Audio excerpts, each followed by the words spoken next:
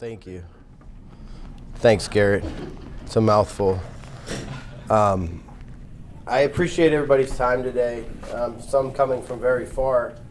So thank you. I'm humbled for you all to invest your time today on a topic that definitely is not, everyone has their opinion on it. So I would encourage you to keep an open mind on this. And here in Ohio, we have a lot going on, and we are definitely in an inflection point as it relates to employer law, your employees, and just overall what's going on.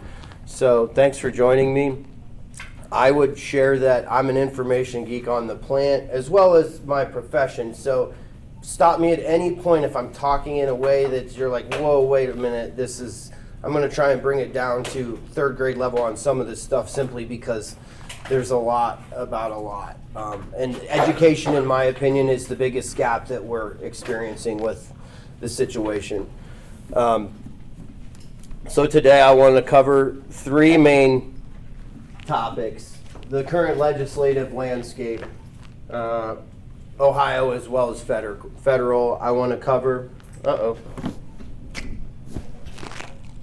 there we go.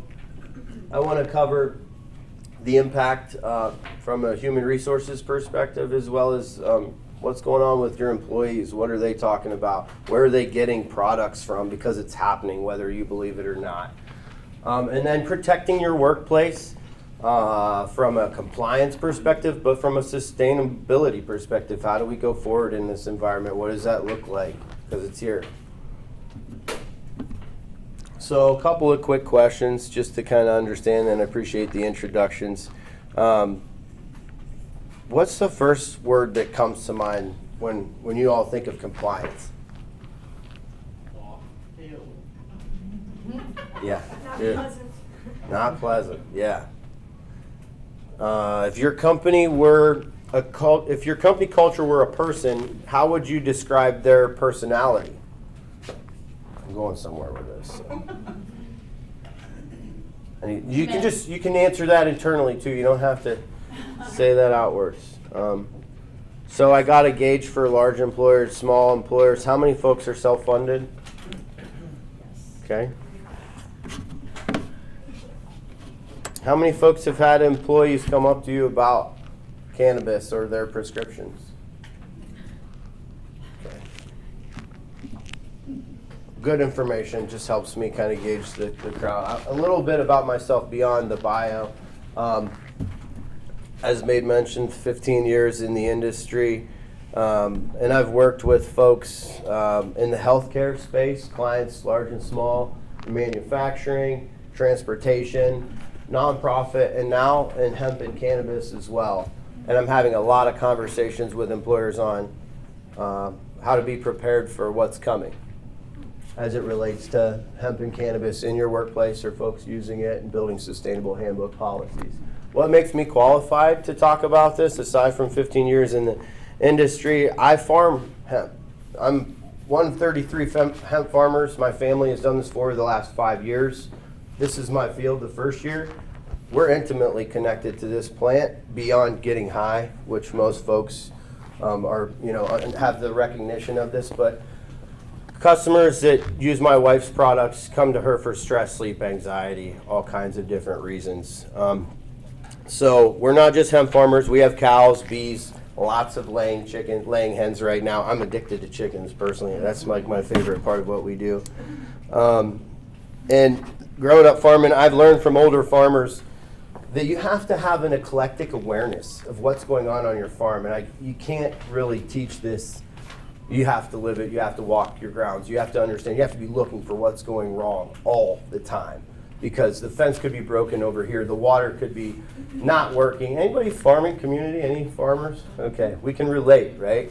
So you have to have this eclectic awareness. You have all these lives you're responsible for, not just the mouths at the table. What's going on? What's wrong? Well, I feel that helps me better prepare for my career and working with hundreds of employees and having that eclectic awareness of all the many moving parts of your employee benefits strategy and compensation plan. So that's my little dish on why I want to speak about the topic today.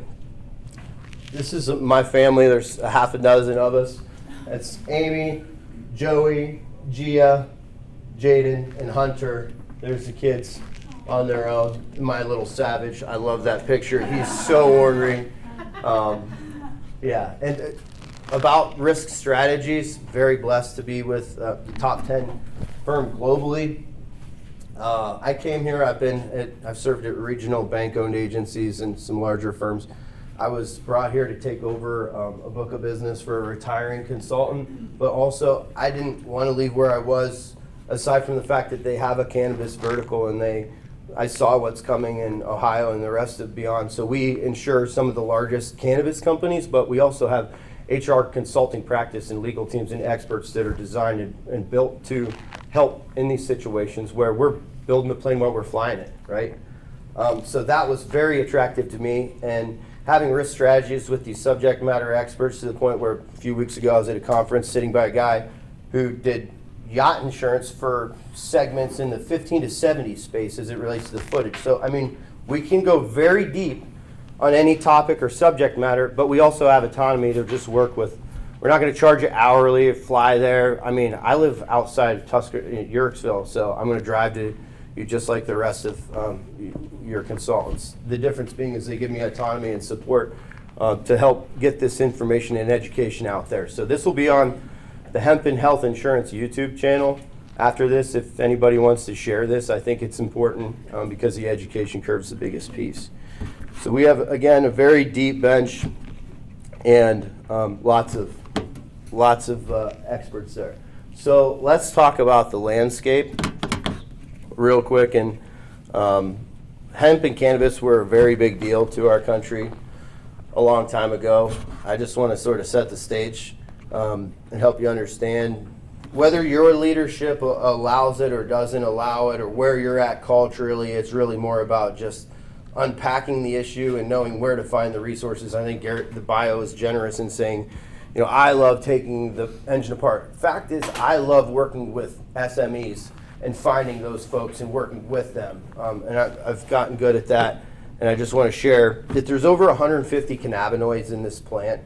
THC is a psychoactive, abundant cannabinoid in the plant, but CBD is the most abundant non-psychoactive cannabinoid in the plant. There's other minor cannabinoids such as CBN, which is the sedative, helps with sleep.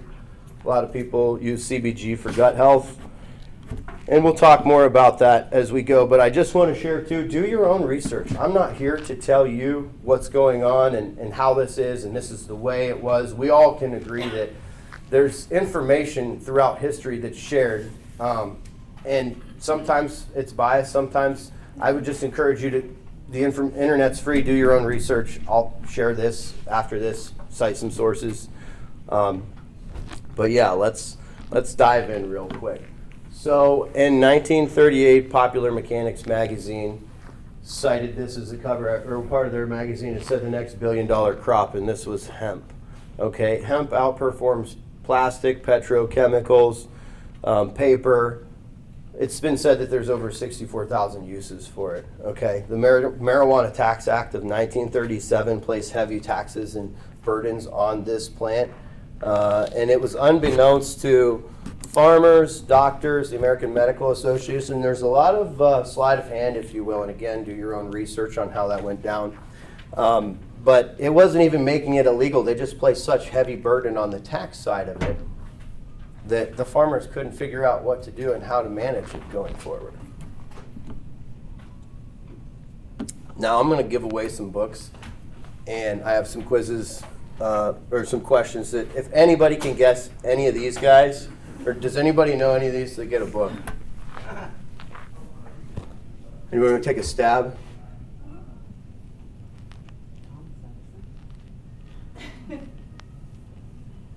Okay. So I'm just going to run through this. 1920s, 1930s. Think post-prohibition. Think the time frame.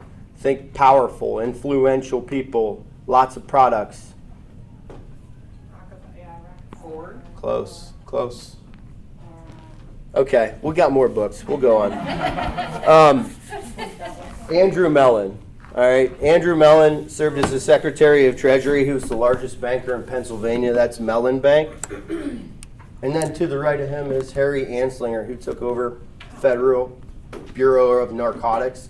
There's a great book on him that I wish would have came in time called Chasing the Scream by Johan Hari. Please take a gander at that one because it intimately portrays what takes place between these two gentlemen. He was the nephew to Mr. Mellon, married to Martha Kine Dennison, Commissioner then of the Federal Bureau of Narcotics, and he was sitting in the basement of a $0 budget after Prohibition went around, and he thought, gee whiz, what am I going to do? So then to the guy to the next to him is Lambert DuPont II, DuPont, nylon. We'll just leave it at that for the moment. But he's one of the more or less conspicuous individuals up there. They were very much partners with Mellon Bank. And then William Randolph Hearst, all the way on the right. Okay, he was a newspaper mogul. He owned thousands of acres of forest, hemp, paper, pulp. It outperforms it like at a ridiculous rate. We don't need to split hairs. The reality was he also had 800 acres stolen from him by Mexican cartels. There was some other things that he had reason to, but he, along with these gentlemen, teamed up to develop items like this. And so he actually focused a lot on cocaine until 1920s, and there were some other reasons. This is a picture of a cannabis bottle from the Cannabis Museum in Athens, Ohio. I'd encourage you guys to make the trip. It's the world's largest bottle collection of medicinal bottles, hundreds of years old. I brought this up because Dr. William C. Woodward can be found online, and he was the gentleman that testified that said the American Medical Association knew nothing about any of this. And you slid this bill through the Ways and Means Committee without anything, much like what's going on in Ohio today after the majority of Ohioans have voted on this. Majority by a landslide, by the way. It wasn't close. And now, I had pizza for lunch, by the way, so that I would not get worked up. Because I'm pretty passionate about both of these topics. So the reality is, go there, do your own research. Dr. Woodward talked a lot about it. One excerpt from him was, unfortunately, I had no knowledge that such a bill as this was proposed until after it had been introduced. Reefer and marijuana were the terms that were used. They used the term cannabis, which is the technical term for the plant. Okay, these were colloquial slang terms that were used in the efforts to, they didn't even know that there was a connection, the American Medical Association. It's a great book. It's called The Emperor Wears No Clothes, and it gives you an intimate portrayal of the history of the plant, thousands of years, the uses, what happened in detail in the early 1930s. And that's Jack Herrera. He's one of the leading individuals who helped bring this information, forgotten and removed knowledge forward. So you can listen to that on YouTube as well. I'll send a copy of this to everybody with links. It's well worth unpacking. Okay, so landscape, where are we at with the fun legal stuff? All right, we got to do a quiz before we get into that. Just for funsies, does anybody know what miracle drug shaped the focus of the healthcare industry in World War II? Cannabis. We'll cut it in half. It has to do with women. Birth control. Okay. So I have, you get the choice. I have Turning Pro, The Price We Pay, and Restoring the American Dream. Honestly, I like them all. This is Dr. Marty McCary, The Price We Pay. I couldn't watch, he has a special, an ER special. My wife's a nurse, she loves this. I couldn't watch it, it was too graphic for me. But he spoke at a conference a few years ago and discusses, I think, over 70 surgeries that if you do the cash price for, they're less than what insurance would be. So do some good, he's just a great author. So the birth control, the focus of medicine prior to World War II was acute care, broken legs, infections. You know, most miracles were acute-based care. Sanitation procedures. So this was the first pill in world history that people took for longer than a couple of weeks. What do we know about modern marketing today? What's the big deal? Subscriptions, right? Get people on it so they can just keep taking it. We didn't spend any money on chronic disease management until this came up. Opportunists saw this so they could medicalize chronic conditions and shift away from acute care and move to chronic care. So there is plenty more. Do your own research on that. Just a fun little segue into the federal landscape. Right now, federal rescheduling is indefinitely paused. There was testimony that was to happen in the first quarter of this year. I'd love for you guys to click on the link on this, because what happened was 138 individuals were denied testimony at a federal level, and 25 individuals were curated, selected by the DEA. And a group of doctors sued or took legal action on this and said, time out, wait a second. Y'all just grabbed a bunch of people from an interested party. And then they kind of looked further into it and said, I think you're right. We're just punting on this. We're going to kick it out. We're going to pause this indefinitely. So federal rescheduling is on hold for not good reason, in my opinion. Again, dig on that yourself. Again, stop me at any point if you have questions along the way, too. There's 4 bills in motion in Ohio. Senate Bill 160, or I'm sorry, House Bill 160, House Bill 198, Senate Bill 56, and Senate Bill 86. I've testified on every one of these bills on more than one occasion. And some of the issues that we're seeing from Ohioans' perspective, your employees, by the way, and I know I'm getting back to the HR side of this, but I feel it's a pretty important topic because this is the rebirth of an industry, not just one, but many. Transportation, how we move these plants around, hemp and cannabis versus home grow, how many plants you can have, the penalties associated with the folks that are in prison right now that were growing or using this plant versus the entrepreneurs out there that are making money on this plant. Now, what's that look like? How are we dealing with that? Ohio legislators aren't doing a very good job, just so you know. I would ask you to take a gander at that, because that's really interesting what's happening. What are employers' actions? What's going on right now? I see 3 things out there right now. There's no change in policy. They're just kind of taking the wait and see approach. There's the stop testing for THC without mentioning it. I would argue that's a slippery slope, but I get it. And then there's the proactive stance of handbook prepared. There's probably more than one way to look at this. There's safety sensitive positions. There's minor cannabinoids. There's lots to do there. So that's sort of where we're at from an employer perspective. I would share with you that Ohioans are not just getting cannabis from the 150 dispensaries that are out there right now. There are 3,500 to 4,500 gas station type gray market stores that are offering cannabis type products, lookalike products, psychoactive products that kind of fly under the DCC guise. And I can promise you that THCA flower they're all using it. They think, some of them think they can pass drug tests with that. But the reality is, then there's also the black market that your folks were also still getting it from, and have, just like alcohol. We were talking about drinks beforehand. Has anybody seen any cannabis infused beverages yet? Oh, yeah. Yeah, they're coming by storm, okay? And they're gonna be, and the legislators, by the way, because there's enough money to provide that body, that's gonna float. That's not just gonna be, and this is my prediction, that's gonna be in every gas station, and it's not going away when all the dust settles, because there's enough money behind that movement to keep that industry there.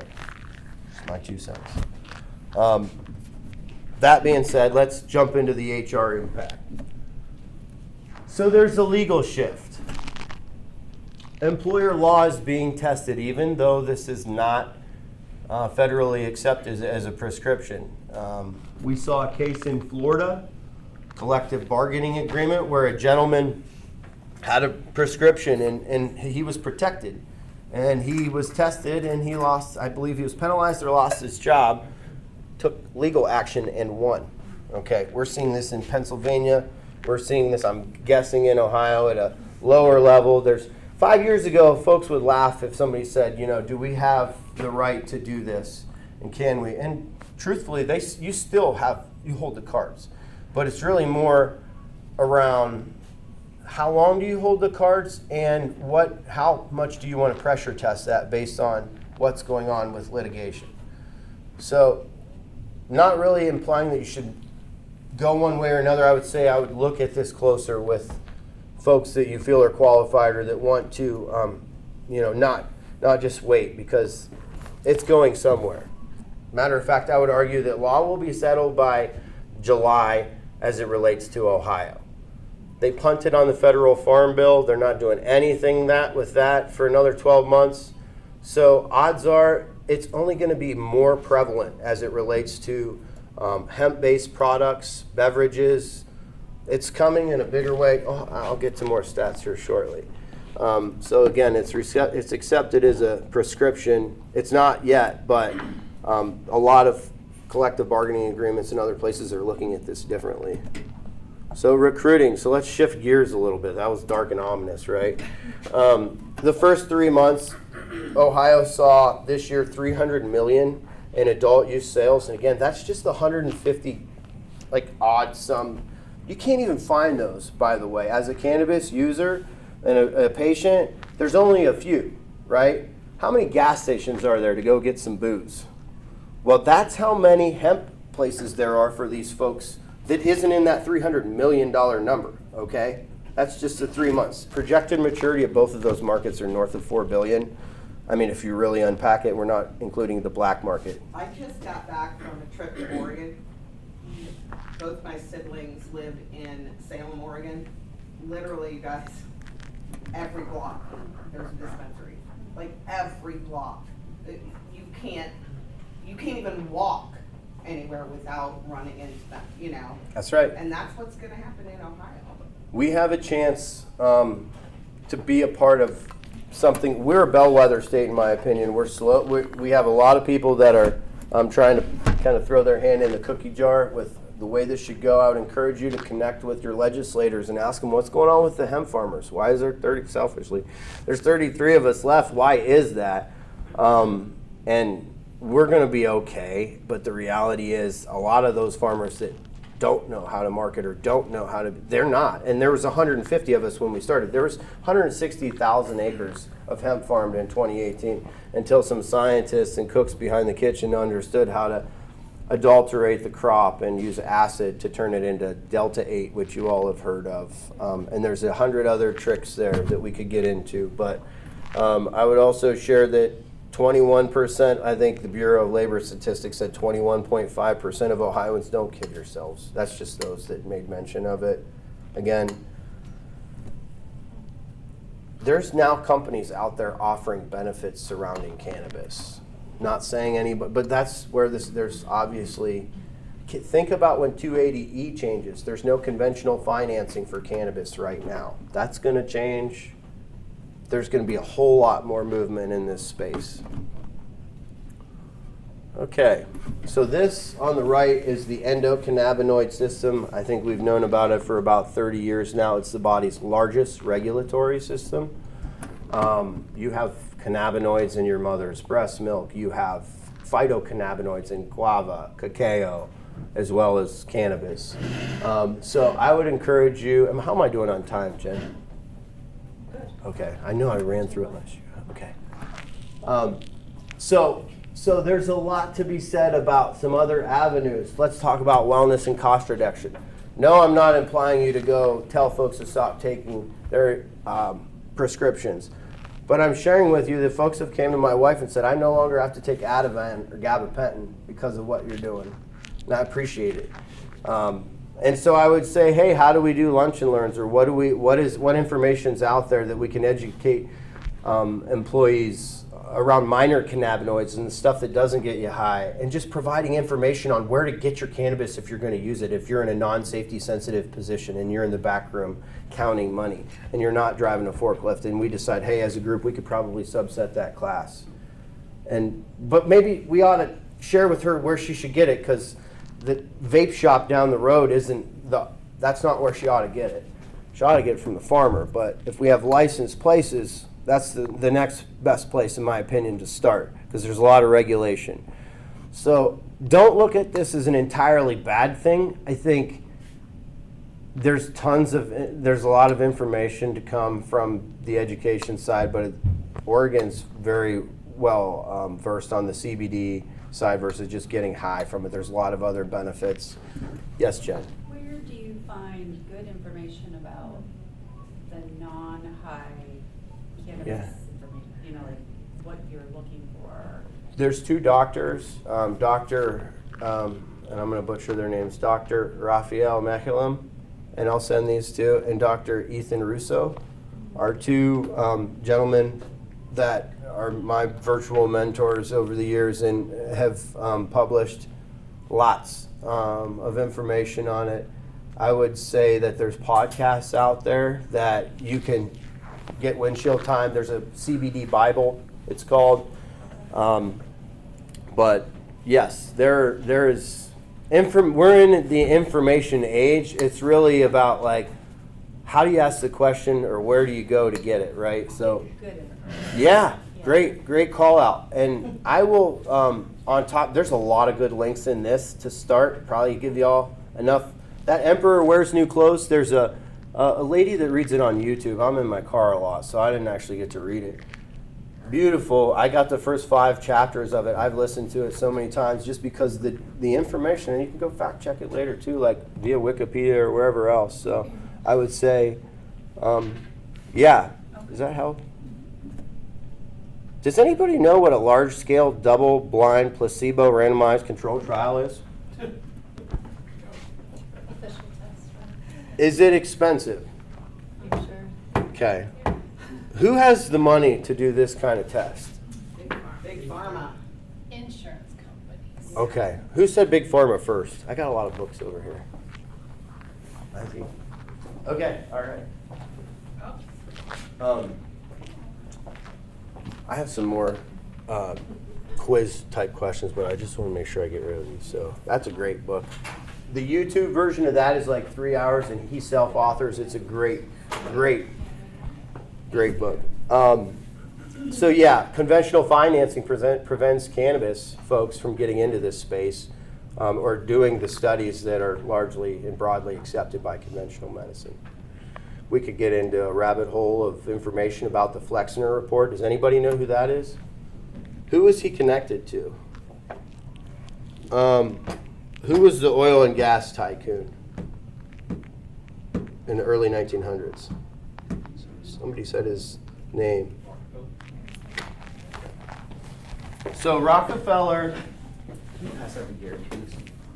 John Rockefeller started, I think, the University of Chicago, and they realized there's good and bad problems. There was an issue with modern medicine, kind of like the Wild West. There wasn't really any uniform. So the gentleman's name was Flexner. I think there were 2 brothers, and they went to every other university in the United States and said, this is how it's going to be. This is what you're going to do.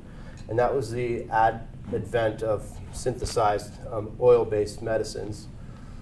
We needed value-added products from oil, right? So that being said, not saying a lot of good things didn't come from that. There was a lot of witchcraft or whatever going on. But the reality was, by the time the brothers got back to Chicago, all those institutions pretty much reshaped what they were doing. We had like over 5,000 herbs that we were using at the time for benefits.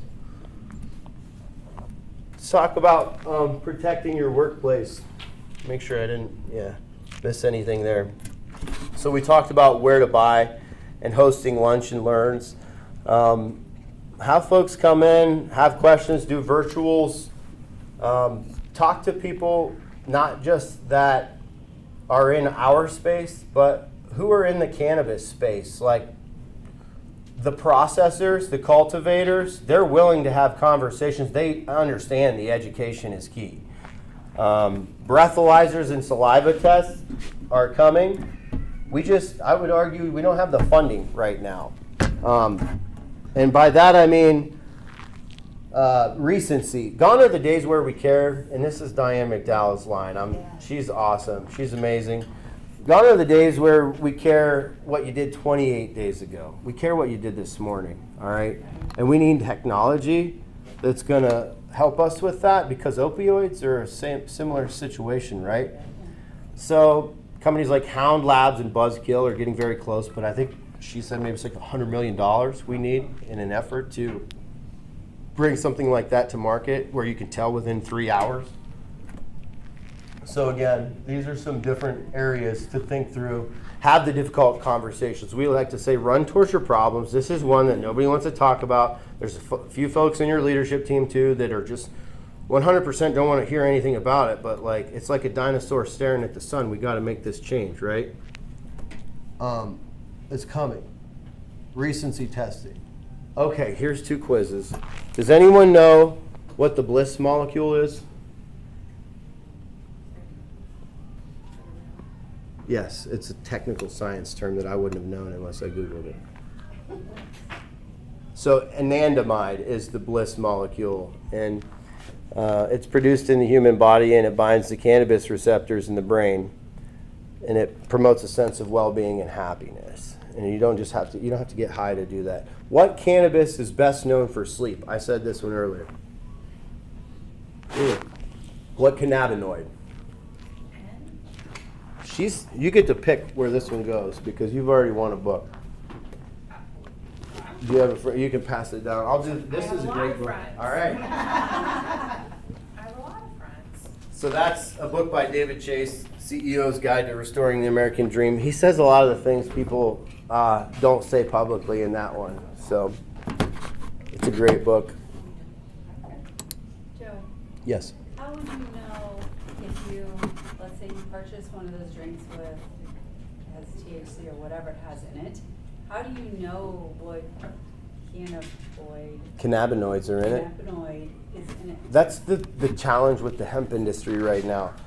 I like to say know your farmer because like where is this coming from and how is it produced? And it's the Wild West with the regulations right now. There's literally no age gate on those drinks right now. And I have relationships and folks in that space that are, some are playing by all the rules and and then others, they don't care. They don't have any regs and rules whereby they can cut it with chemical solvents and there can be residues left in it.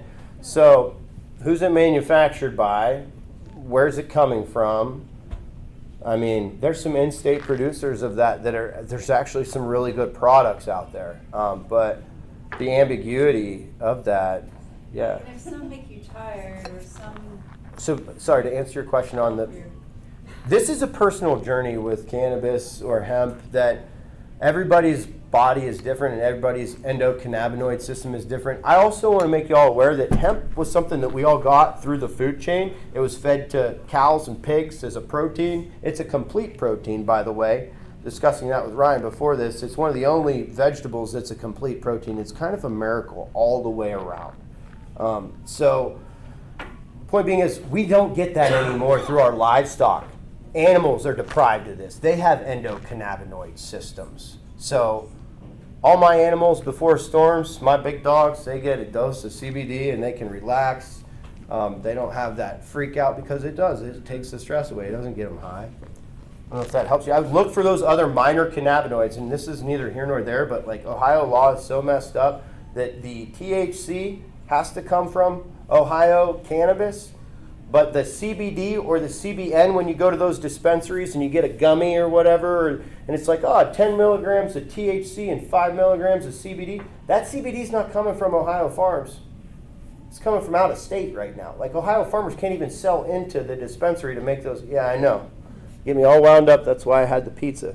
I was going to ask what's in your glass. Yeah. This is water today. I would say, just don't do this, whatever you do. Ask questions, unpack it. My dad works for the Laborers Training Center. I talk to him on this topic all the Who's time. your dad? Tim Elwood. I Yes. can't take responsibility for him. Thank you for learning more, though. Sure. Because this is a very big deal. Any other questions? Yes. So some of these places like Washington, Oregon, California, that things are already evolving. Are there any best practices that can be shared? Are there any handbook examples or like how, I work at a hospital, how a hospital would apply this? I would argue that all positions are important and need all of your attention I mean, I think that's true of most, but are there best practices that can be shared? I think that's a D answer, all of the above. Like there are, and there's no cookie cutter answer. Sure. Every situation's different. It's a delicate situation with a hospital. Sure.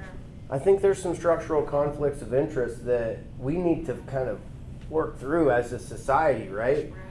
And I'm not here to push an agenda. I'm here to say, like, this ain't gonna cut the mustard, right? Like, it's here where we can internet. So, like, for me to sit there and say that all this isn't true, or like, I struggle with that. And I think everybody else is kind of getting there to the point. Yes, sir. Well, I think at the hospital, I think the other challenge we have is in all of our medical board licensures, it says they have to adhere to state and federal law. That's right. Right. That's right. So we're bound by that regardless. Well, at least with the licensed practitioner. I would share that the Cannabis Museum has a co-founder there that holds one of two drugs, Sativex and Epidiolex. These are, one of those is FDA approved. I think they're both used in 47 countries, and they are CBD-based prescriptions. And to be able to go through that, you can't patent a plant. It's so difficult. And so I just got done saying that I think there's powers to be in the beverage space that are make sure that that boat floats. Well, I think there's powers to be, we won't name names, that want to punt and let this thing be ambiguous for a long time, because when the dust settles, it doesn't look good for the industries that are in existence. My 2 cents, what do I know? I'm just a dumb plant farmer, but that's where my head goes with it. I think they need to work on that, and we're there as a society where we're no longer doing this. We're kind of like, gee whiz, what's going on? The hospital folks are now saying, we'd like to, so I'm with you. I don't, money and time and being active. I admittedly was not a gentleman who found myself at the State House before all this, but now I'm looking at insurance law and where things are going wrong and how farmers aren't protected with the Ohio Farm Bureau and other ways that we ought to be, as citizens, a little bit more proactive. So that's where my head's at with it. Any other questions? Sorry, I'm full of them. I am with you. I think it's hard in general to find reputable sources. Back in my day, if I had to do a report on a frog, I would go get an encyclopedia of F. Great, here's all my knowledge. If I wanted supplementary knowledge, I would go to the library. There you go, there's my knowledge. Now, Google, while it's wonderful, it's another country I'm from. So I struggle finding true, reputable sources that don't have an opinion or a lean to them, or an agenda, because you're following the money, right? So I struggle with that. How do we educate ourselves if everybody has an agenda? But my mom was an editor for 36 years, and everyone has an agenda. Always. There's always bias. So I think we have conversation. We have difficult conversation. We deliberate about things that were taboo. Psychedelic mushrooms are coming, by the way, in a big, big way. There's therapy centers in Colorado that are helping veterans on a massive scale. I don't know if you didn't want to hear that, but these are things that are coming. So we got to talk about it, and we got to develop legislation that and acceptance to put it out there as more common knowledge and acceptance. Because right now it's just kind of like we're trying to pull some things back. Right. It's the burning of the books, really, is what we saw. Yeah. Well, I mean, I think, fortunately, unfortunately, for whatever reason, we only have a frame of reference typically, and often it's not The good. victors write history. Sure. I worked in mental health for 10 years, inpatient psychiatric help or care, and there were the people who were, even years ago, benefiting from CBD. And then there was the other half that all of their symptoms were made so much worse. So I mean, we really truly saw the dichotomy of I what could was go on. happening. Okay, so Yeah. you put a nickel in me on this topic, I could go on forever. But cannabis hyperemesis disorder is a Yeah. real thing. Yeah. The plants, like people, we all need balance, right? when THC, we started propagating the plant to become much more potent when we made it illegal. Why did we do that? Well, why did we make rum in Prohibition? We made concentrates because it was easier to transport and we're going to get the most bang for our buck. So the government did this originally when they made it illegal, and they said, oh, gee whiz, we got to. Now, guess what? We went to work making an imbalanced plant because that's what we needed, when the reality was we needed CBD, CBN, CBG, all these other things that work in symbiosis. And again, you need to journey with yourselves between hybrids. There's other things like flavonoids and terpenes that play into how your body reacts to that. To your point around, like, how do we know which route to go? What was your original question? Sorry, Well, I around. was just making a point of seeing, you really only have your frame of reference. That's right. So it's hard to challenge when you're like, yeah, my uncle's high all the time, and you're like, that's your frame of reference. It's hard to challenge that. And I would say, everybody, when we're trying to look at policy updates, things like this, kind of challenge those ways of thinking, because that's all you know. So we have patients. My wife has customers that take her CBD products specifically because they can't take THC products anymore, but they appreciate the benefits of the plant. Okay? We have customers that are just taking it for sleep. They do this. And then obviously there's the other side of that other folks find benefit from the pain reduction or the psychoactive side. But yeah, you make a really good point, and it's. Stop. It really doesn't make sense why it became illegal in the first place. Well, a couple of things. DuPont was working on a patent, okay, for nylon. And I think it's important to note that the world's foremost leading organic chemist, 2 weeks after the law passed, he committed suicide. He was the one that had the patent on nylon. No idea why. But reality was they were racing to be able to duplicate this product. And there were some challenges with hemp, truthfully. One of them being that it was a very management-intensive crop. So slavery, like, that was an issue. We were doing that. But then we had the advent of the decorticator, okay, which was a mechanized way to do this. So somebody swooped up the patents of that because we didn't want to be able to figure out, that we could do this without all the manpower, right? So DuPont and Andrew Mellon, they set to work to demonize the plant, so therefore that they could move through the advent of nylon. And by the way, What does nylon have to do with rope. Oh, Rope. that's Hemp is, right. It's Nylon rope. is made out of. And nylon. nylon's a chemical made out of plastic and oil. That's what I thought. But they were trying to figure out, how do we duplicate such a beautiful plant that has over 64,000 uses, including the ropes? In 1619, Virginia mandated every farmer to grow hemp because of all the many uses. Okay? Like, we recognize the reason for this. Did anybody know that we had a patent on a steam engine in the 1940s that would have ran on water? Do your own research. That was bought too. I guess I feel like, the American Indians who were here long before us learned how to use plants in so many different ways. And they were smoking peyote, they were doing all this. Michael Pollan writes a book called What the New Science of Psychedelics Teaches Us, How to Change Your Mind. And he starts out by making mention of the fact that we've been trying to escape reality as a species for thousands, since time immemorial. We were scraping stuff off of frogs or drinking whatever. Like, this isn't new, okay? For whatever reason, good, bad, or indifferent, right? Yeah. Thanks for tuning in and listening, and please follow me on LinkedIn. We're happy to help in a little way or a big way. Share your friends. It should be on YouTube in the coming weeks. So, thank you. Thank you.